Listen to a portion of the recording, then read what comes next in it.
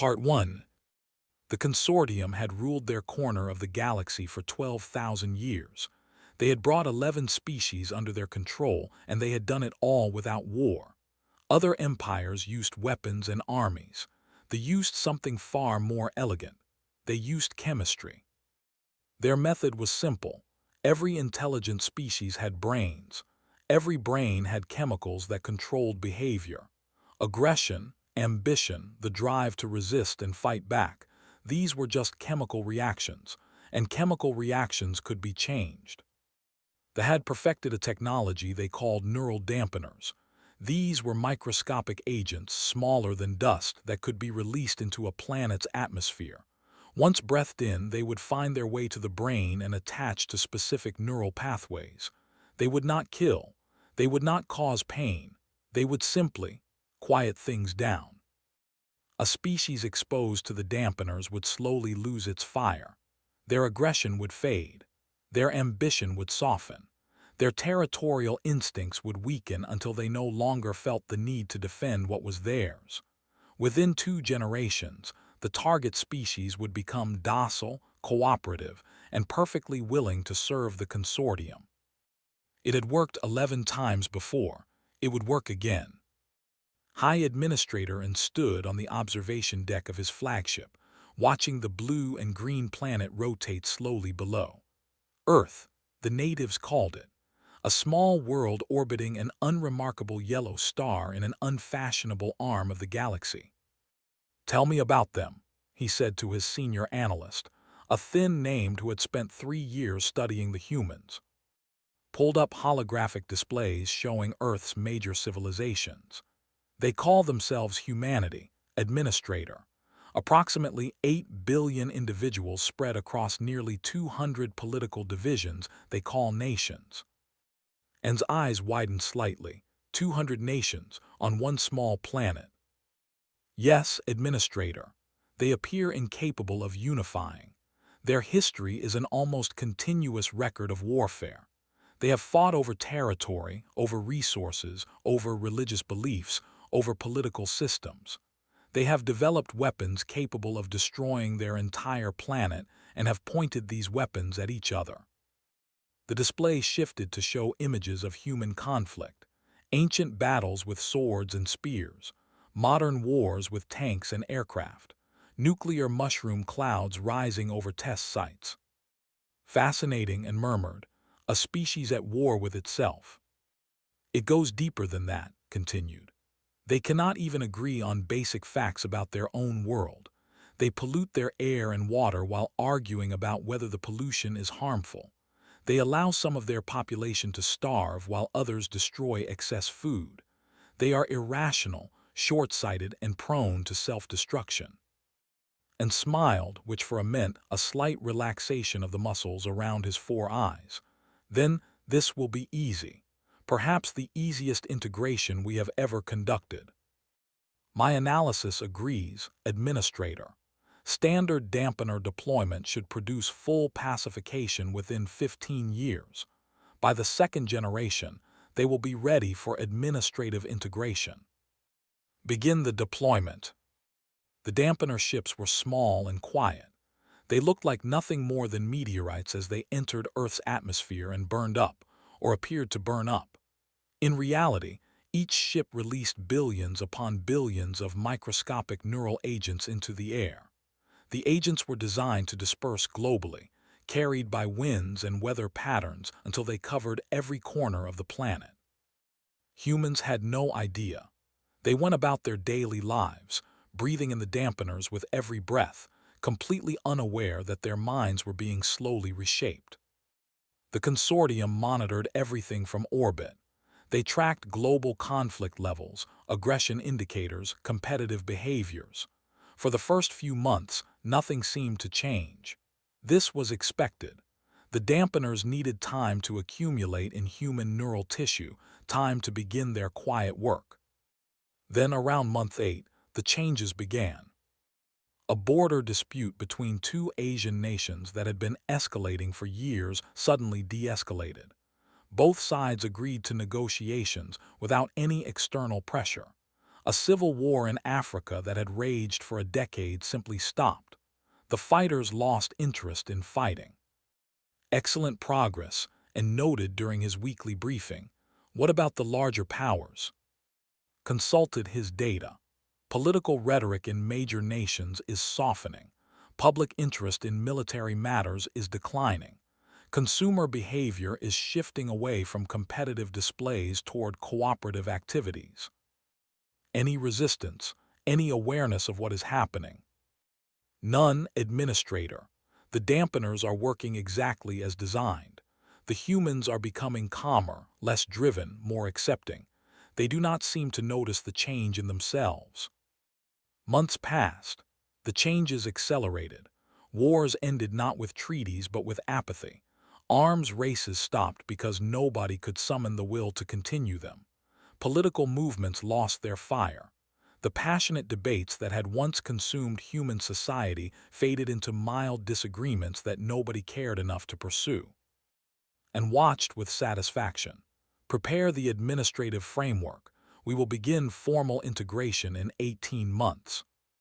But had noticed something in his data that troubled him. He did not mention it to the high administrator because he did not know how to explain it. The numbers were all moving in the right direction. Aggression was down. Competition was down. Everything looked exactly as it should. And yet, there was something in the data, a small pattern that should not exist. In certain population clusters, brain activity patterns were changing in unexpected ways. The dampeners were working, yes. They were suppressing the target neural pathways exactly as designed, but other pathways were becoming more active. Different pathways, ones the dampeners had not been designed to affect. Flagged it for further study and moved on. The humans, meanwhile, were having a collective experience that none of them could quite articulate. Across the world, people were feeling different. Calmer, yes. Less angry, certainly. But also strange, like something was missing. Like someone had turned down the volume on an essential part of their minds. Most people did not think too deeply about it. They were too calm to be worried. But not everyone. In Tokyo, a neuroscientist named Doctor had been studying human brain chemistry for 20 years.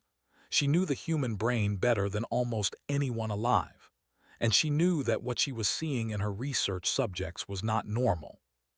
The patterns are wrong, she told her colleague Doctor during a video call. I have been tracking neurochemical baselines for 2 decades. In the past year, I am seeing shifts that should not be possible without external intervention. Working out of a research hospital in London had noticed the same thing. I thought it was my equipment, but you are seeing it too. Identical patterns, suppression of specific aggressive and competitive neural pathways, but these are not natural variations. The changes are too uniform, too precise. It is as if something is targeting those exact pathways.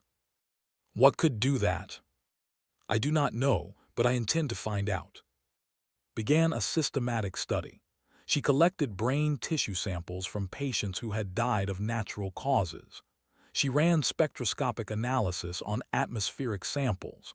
She compared current population data with historical baselines going back decades. What she found made no sense. There were microscopic agents in the air. They were in everyone's lungs, everyone's bloodstream, everyone's brains. They were not biological. They were not natural, and they had appeared from nowhere approximately 18 months ago. She published her findings in a major scientific journal. She expected it to be ignored or dismissed as fringe science. Instead, it went viral. Within weeks, research teams around the world were confirming her results. The microscopic agents were real. They were everywhere, and they were doing something to human brains. The consortium's monitoring stations detected the surge in scientific communications, brought the report to an with visible concern. They have discovered the dampeners, administrator, and was unconcerned. Others have discovered them before, the found evidence of the agents during their pacification. By then, it was too late. They were too docile to act on the knowledge. The humans are different. How so? Brought up the data that had been troubling him. Their brains are adapting, administrator. The dampeners are working on the target pathways, but other pathways are becoming more active to compensate. We have never seen this before. And studied the display. What does this mean for pacification? I am not certain. The aggression suppression is holding, but they are not becoming docile in the way we expected. They are becoming focused. Cooperative, yes, but with purpose. They are working together on the dampener problem as if it were a shared enemy. Working together, humans. Yes, administrator. Nations that were hostile to each other 6 months ago are now sharing research data freely. It is unprecedented in their history. And felt the first small stirring of unease, but he pushed it aside. The dampeners had worked 11 times before. They would work again. Continue monitoring. Accelerate the administrative preparation. We will proceed with integration as planned. But deep in the data, the pattern was growing. Across the world, millions of human brains were quietly rewiring themselves, finding new pathways around the chemical barriers that had been placed in their minds. They did not know they were doing it. They could not have explained how it worked. They only knew that something was wrong, and they were going to fix it. They had made a critical error. They had studied human aggression and found it primitive. They had studied human competition and found it wasteful. They had studied human territorial behavior and found it irrational. But they had not studied human curiosity. They had not understood the depth of human stubbornness. And they had completely failed to account for the one thing that made humans truly dangerous. Humans never, ever stopped asking why. Part 2. Doctor had not slept in 4 days. Her laboratory at the University of Tokyo had become the unofficial headquarters of what the global scientific community was calling the Anomaly Project. Researchers from 37 countries were sharing data in real time, working together on a problem that none of them fully understood. The microscopic agents were everywhere. Every air sample, every blood sample, every tissue sample showed the same thing. Humanity was swimming in a sea of something that should not exist. The structure is remarkable, said Dr. Amir, a materials scientist from Egypt, during one of their daily video conferences. These are not biological organisms. They are machines. Incredibly small machines built with a technology we cannot replicate or even fully analyze. The question is where they came from, said Doctor from Russia. They did not exist 2 years ago. Now they are in every cubic meter of atmosphere on the planet. That requires a delivery system of enormous scale. And a purpose, added. These machines are not random. They are targeting specific neural pathways. Whoever made them knew exactly how the human brain works. The implications hung in the air. Nobody wanted to say it out loud. The idea was too large, too strange, too terrifying. Said it anyway.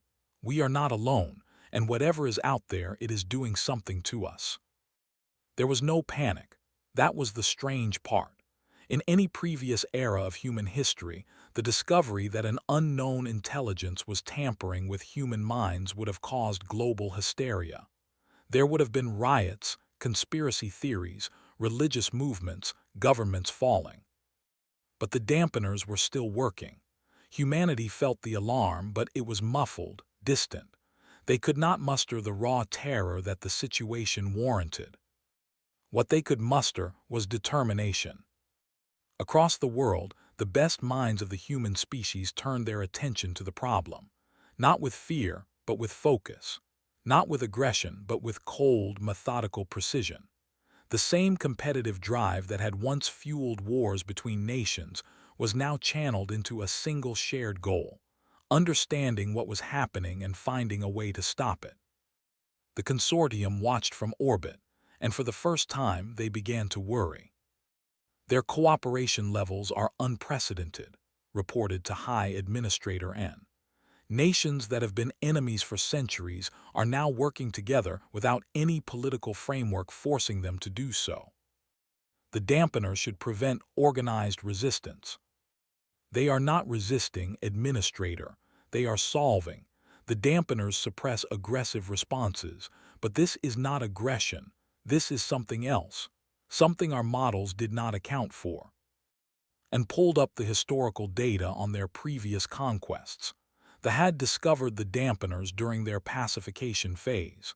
They had published papers about it, and then they had lost interest, drifting into the comfortable docility that the dampeners created. Why are the humans different? Had been asking himself the same question. He pulled up comparative neural data. Human brains are more plastic than any species we have encountered. They form new neural connections constantly. When we suppress one pathway, they unconsciously create alternatives. Then increase the dosage, add new targeting parameters. We have tried, administrator. They adapt faster than we can adjust, and there is something else. Hesitated. They have been doing this to themselves for. Explain. Human history is full of attempts to control human thought. Religious conditioning, political propaganda, chemical addiction, psychological manipulation. Every time someone tries to control human minds, other humans find ways to break free. They have been training for this moment without knowing it, and felt something he had not experienced in centuries of successful conquests. He felt doubt. In Tokyo, and her team made a breakthrough. One of their physicists, Dr. Jun, had been analyzing the energy signatures of the microscopic agents. They were powered by something, but the power source was not detectable by any conventional means. They are drawing energy from somewhere external, explained. A broadcast power system. If we can trace the signal back to its source, we will know where these things are coming from.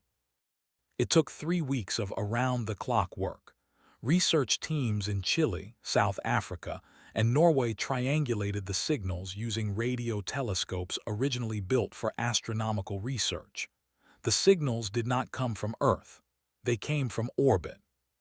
There are objects up there, announced during an emergency conference. At least 12 of them, positioned in geosynchronous orbit around the planet. They are not satellites we launched. They are not natural objects. They are the source of whatever is being done to us. For a moment, everyone was silent. The truth was now undeniable. Humanity was under attack by an extraterrestrial intelligence. The attack was subtle, insidious, and had been going on for nearly 2 years without anyone noticing.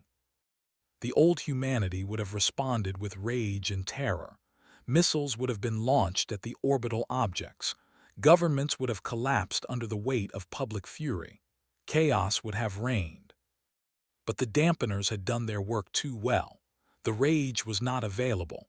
The terror was muted. What remained was something they had never encountered before. Humanity got to work. The counteragent project began in a laboratory in Switzerland. Doctor, a biochemist who had spent his career studying neuropharmacology, led a team attempting to neutralize the microscopic machines in human brains. We cannot destroy them, explained. They are too deeply integrated into our neural tissue. Any attempt to remove them forcibly would cause massive brain damage, but we can block them. We can create a chemical barrier that prevents them from affecting our neural pathways. The work was incredibly complex. The microscopic machines were more sophisticated than any technology humanity had ever created, but human scientists had one advantage. They knew the human brain better than any alien intelligence ever could. They had spent centuries mapping its structures, understanding its chemistry, learning its secrets. The first counteragent was ready within 6 months. It was not perfect. It did not remove the machines, but it created a protective layer around the target neural pathways, blocking the dampening effect. The researchers who took the first doses reported the experience as overwhelming. Emotions that had been muted for nearly 2 years came flooding back. They felt fear for the first time since the dampening began. They felt anger. They felt the full weight of what was being done to their species. And they felt something else, something that had been dampened so effectively that nobody had noticed it was missing. They felt the burning, desperate need to fight back.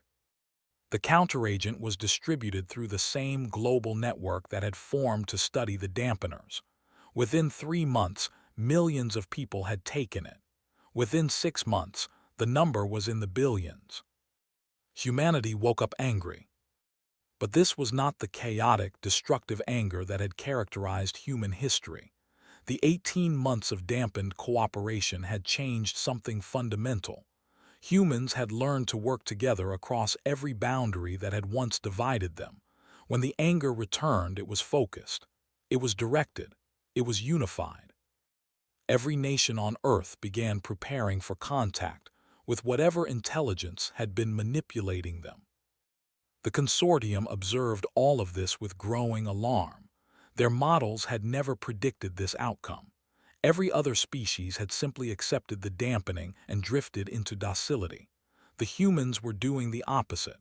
The dampeners had forced them to cooperate, and now they were using that cooperation to resist.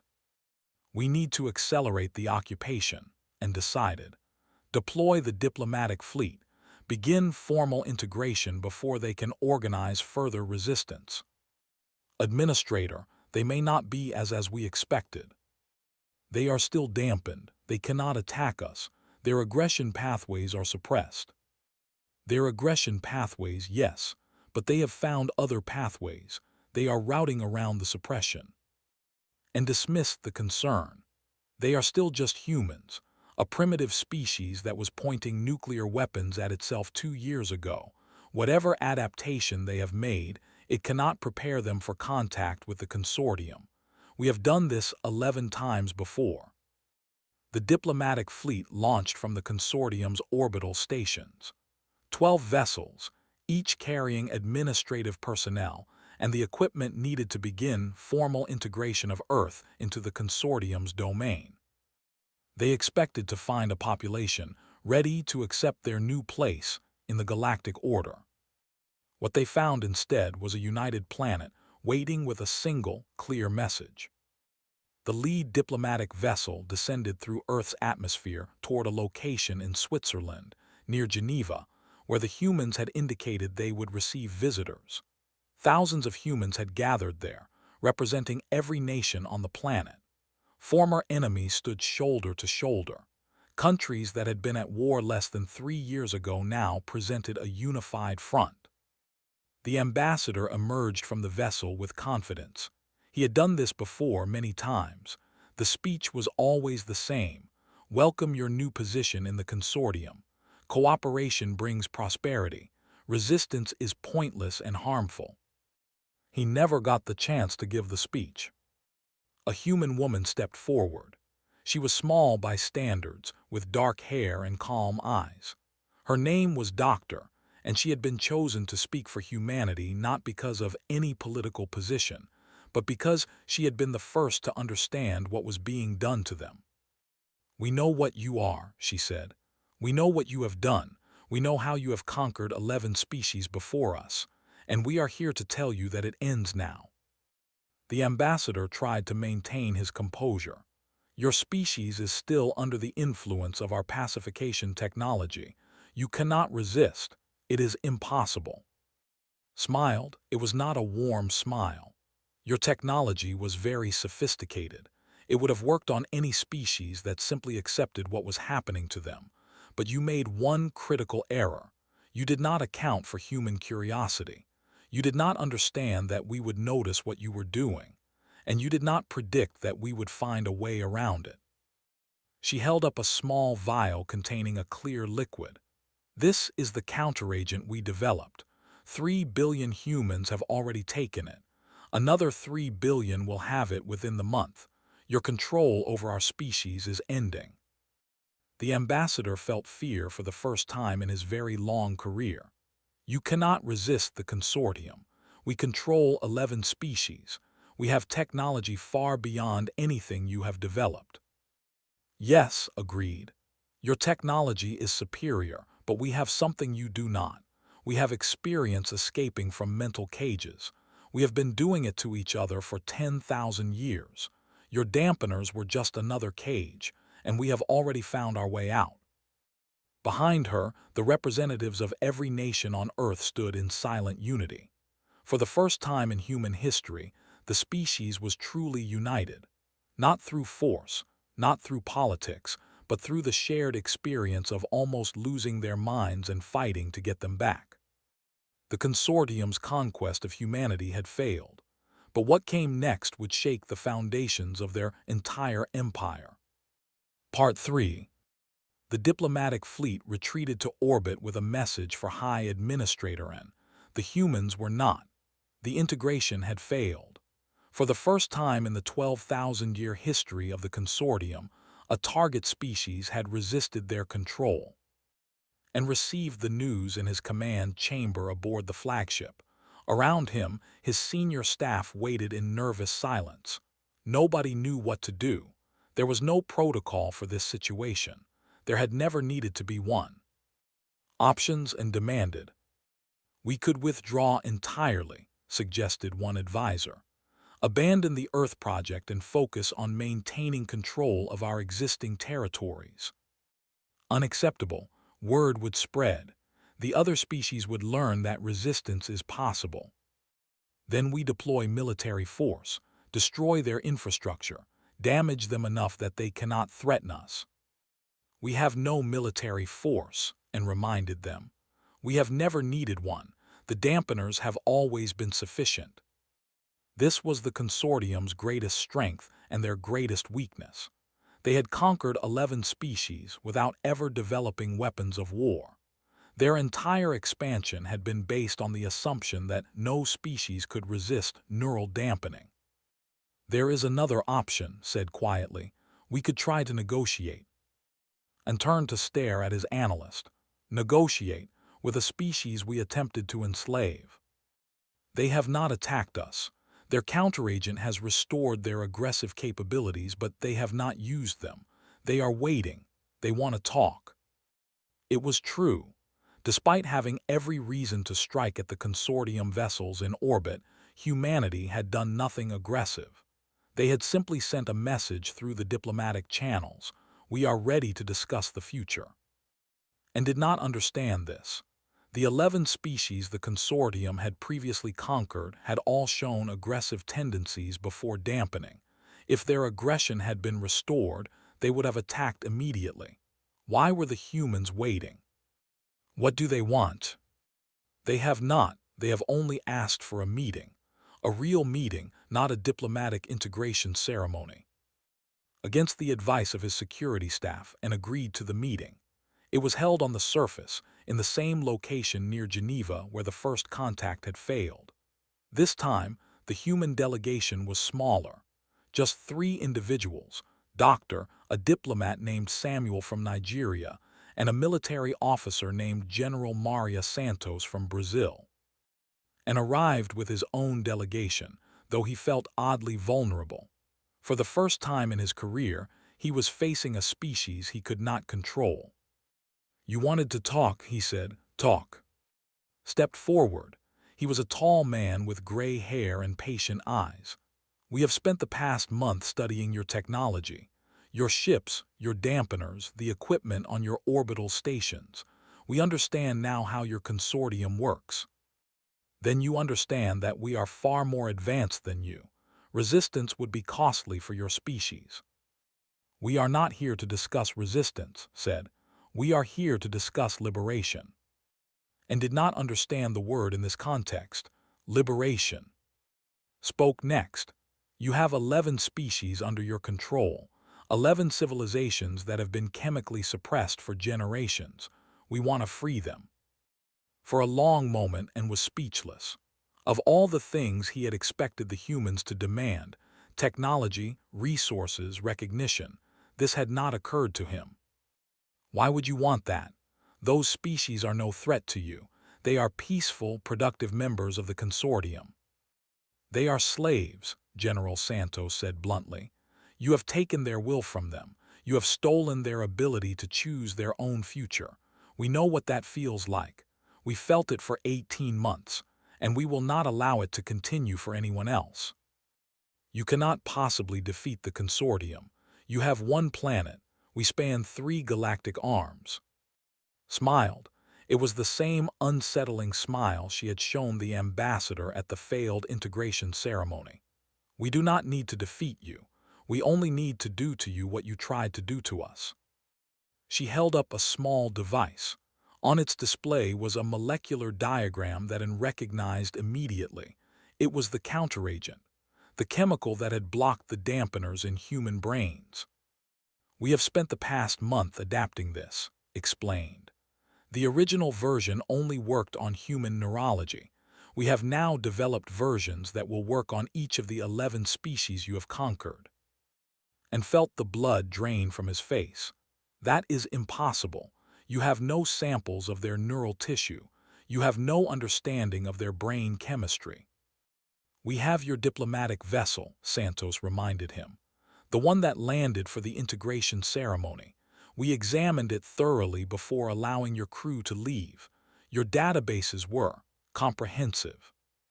The consortium had always been meticulous record keepers. Their databases contained detailed neurological profiles of every species they had conquered, along with the specific dampener configurations used for each. The humans had used this information to create targeted counteragents. You cannot distribute such a thing, Anne said, but his voice had lost its authority. Our species are spread across thousands of worlds. You have no means of reaching them. We have your atmospheric distribution technology, said. Again, from the diplomatic vessel. We have spent the past month manufacturing counteragent dispersal units based on your designs. We have also spent that time studying your communication networks. A screen behind the human delegation lit up, showing a star map of consortium territory. Thousands of worlds, dozens of space stations, shipping lanes and communication relays stretching across an unimaginable distance. Your control depends on constant dampener reinforcement, said. The microscopic agents degrade over time. Every consortium world receives regular atmospheric resupply. If those supply ships were to carry counteragent instead of dampeners. She did not need to finish the sentence, and understood perfectly. The consortium's own distribution network could be turned against them. The same ships that maintained chemical control over 11 species could be used to free them. This would cause chaos, Anne said. Billions of individuals suddenly released from generations of suppression. They would not know how to function. They would turn on each other. There would be violence, destruction, collapse. Perhaps, acknowledged, it was a risk we considered, which is why we are giving you a choice. A choice. You can cooperate with us. You can help us develop a gradual liberation program, reduce the dampening slowly over years, allowing each species time to adapt, provide resources and support during the transition, allow the freed species to determine their own futures. And if we refuse? Santos stepped forward. She had been quiet for most of the meeting, but when she spoke, her voice carried absolute certainty. Then we release the counteragents immediately through your supply network. Every conquered world wakes up at once. Whatever happens after that will be the consequence of your choice, not ours. And looked at the 3 humans before him. They were small, short-lived, from a single primitive planet. 2 years ago, the consortium had considered them barely worth the effort of conquering. Now they were offering the consortium an ultimatum that could end 12,000 years of dominance. Why, he asked, why do this? You could demand technology, resources, power. Instead, you want a free species you have never met on worlds you will never visit. What do you gain? Smiled. It was a warm smile, full of genuine emotion. We gained the knowledge that we did the right thing, that when we discovered others were suffering as we had suffered, we helped them. That is enough. And did not understand. The concept was alien to him. The consortium had been built on rational self-interest, on the calculation of costs and benefits. The idea of taking enormous risks for no personal gain was incomprehensible. "You truly believe this?" "We do," said, "and we believe something else. We believe that once the other species are free, they will make the same choice we did. They will choose to help others rather than dominate them. They will choose cooperation over control." "You cannot know that. They might choose conquest instead. They might become a threat to your own world." "They might," Santos agreed. "But we would rather live in a galaxy of free beings who might threaten us than in a galaxy of slaves who never could. That is what freedom means." The negotiation lasted 3 weeks. In the end, the consortium agreed to the gradual liberation program. They had no real choice. The humans had made clear they would proceed with immediate counteragent release if cooperation was refused, and the chaos that would follow would destroy the consortium entirely. Under the terms of the agreement, dampener levels would be reduced by 10% per year over a decade. Support systems would be put in place on each world to help populations adjust. A transition council, including representatives from humanity and eventually from each freed species, would oversee the process. The first world to be fully liberated was home of the. They had been under consortium control for over 4,000 years. Their warrior poets had been silent for generations. Their songs of defiance had been forgotten. When the last of the dampeners cleared from their atmosphere, something remarkable happened. Those who had been born before the conquest began to remember. They remembered the songs. They remembered who they had been, and they began to teach the young. Within a year, music was being broadcast across the galaxy. Songs of freedom, of awakening, of gratitude to the strange small beings from the insignificant planet who had given them back their souls. They were freed next. They had been philosophers before the conquest, obsessed with questions about the nature of existence. The dampeners had made such questions seem unimportant. When the questions returned, so did the spirit. One by one, across 3 galactic arms, civilizations woke up. Each awakening was different. Some were peaceful, others turbulent, but all of them eventually reached the same conclusion. They had been given a gift, and they wanted to pay it forward. The galaxy that emerged from the consortium's collapse was not peaceful. Freed species had disagreements, conflicts, tensions that had been suppressed for generations. But they also had something they had never had before, the ability to resolve those conflicts themselves, on their own terms. When representatives from all 12 species, the 11 formerly conquered worlds plus humanity, gathered for the first Galactic Council, the question arose of who should lead. The logical choice was humanity. They had been the catalyst for everything. They had developed the counteragent. They had forced the consortium to surrender. They had designed the liberation program. To everyone's surprise, the human delegation declined. "Leadership was not our goal," said Samuel, who had become humanity's primary representative. "We did not free you so that you would follow us. We freed you so that you could lead yourselves." "Then what do you want?" asked the representative. "What reward do you seek for what you have done?" Looked at his fellow delegates, smiled. Santos nodded. They had discussed this question many times. "We want friendship," said. "We want cooperation. We want to learn from you and share what we have learned. We want to build something together, not an empire but a community. A place where every species is free to find its own path. And if we disagree with you, if we make choices you believe are wrong, then we will tell you so. We will argue. We will debate. We might even get angry with each other, but we will never try to control your thoughts. We will never take away your ability to choose. That is the one line we will never cross." The Galactic Council was established that day. It had no supreme authority, no enforcement mechanism, no power to compel. It was simply a place where free beings could come together to talk. In the years that followed, conflicts arose. Some species made choices that others disapproved of. There were tensions, disagreements, even occasional threats, but there was never again an attempt to control minds. That tool had been broken forever.